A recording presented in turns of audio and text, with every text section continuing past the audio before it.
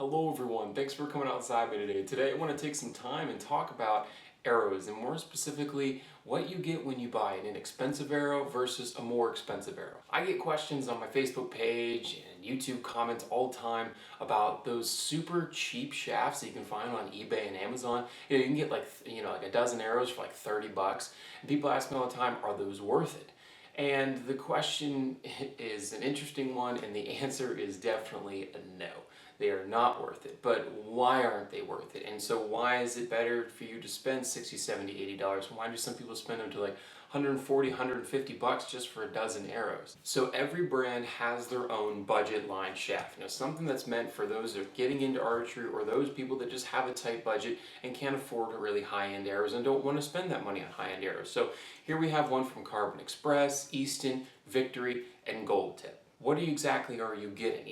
Because they sell these cheaper arrows and it's not their top of the end stuff, does that mean they're less durable? Does that mean it's dangerous to potentially use them?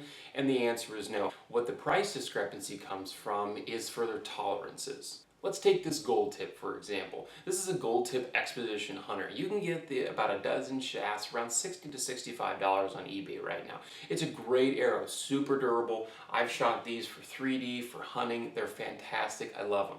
However, the reason why I picked this Gold Tip is because on it has the tolerances for weight, spine, and straightness. So it says the GPI is, or grains per inch of carbon shaft, is 8.2. So that means for every inch of carbon, it's 8.2 grains of weight. If you go onto Gold Tip's website, they'll tell you that that is plus or minus 2 whole grains. So let's say this arrow was 400 grains, you could have another arrow that's 2 grains less than that, and you could have another arrow that's 2 grains more than that. So you could have an arrow that's 396, and 398, and you could have one that's 402 even before you add all the fletchings and the knock and the insert and what have you. So the tolerances for weight are pretty wide. The other big number that more people get into is the straightness tolerances. So this one is straightness up to 6/1000ths of an inch, and you're like, wow, 6,000, that's insane.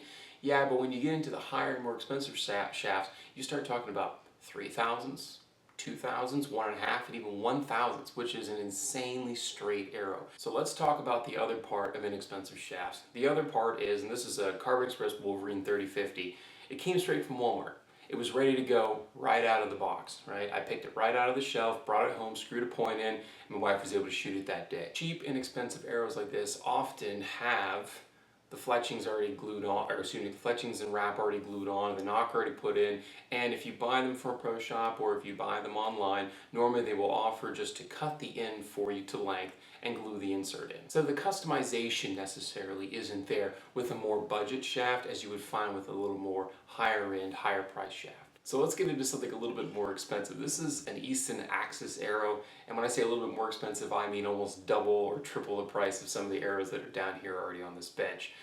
This is a micro diameter arrow, and that doesn't have to do with the price because there are certain arrows that are standard diameter.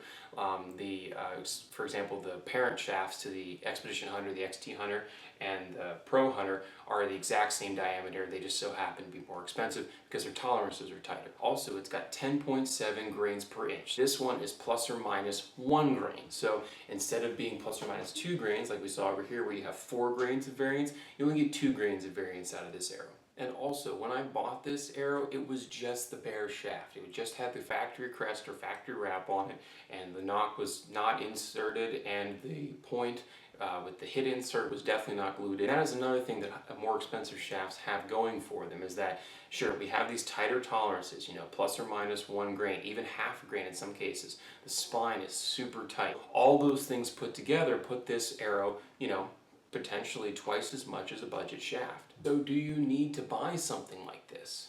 No, you do not need to buy something like this. Like I said, I've shot Gold Tip, the cheaper shafts, and I've shot Easton and Carbon Express, all the cheaper ones. Arrowed plenty of deer, no problem, shot really well. I wasn't going to go out and win any major tournaments or anything, but I definitely was getting the job done. I was having fun. Yeah, you're going to pay more. You're going to pay more for a better price. Do you need it right off the bat? Probably not if you're starting out into archery. You can only shoot as good as your arrow is, and if you really want to strive to have the best, groups possible and the best scores possible. You're going to have to start shooting higher tolerance arrows, better quality arrows, but you're going to have to start shooting, purchasing, and working with something like that. So that's all for this video. If you ever have any questions about arrows or tuning or form or anything that has to do with archery, you can always hit me up over my Facebook page. It's probably the easiest way to get in contact with me. You can also comment below or send me a YouTube message. I hope you're able to get out and enjoy the sport of archery and archery hunting if you so choose, and definitely enjoy God's beautiful creation.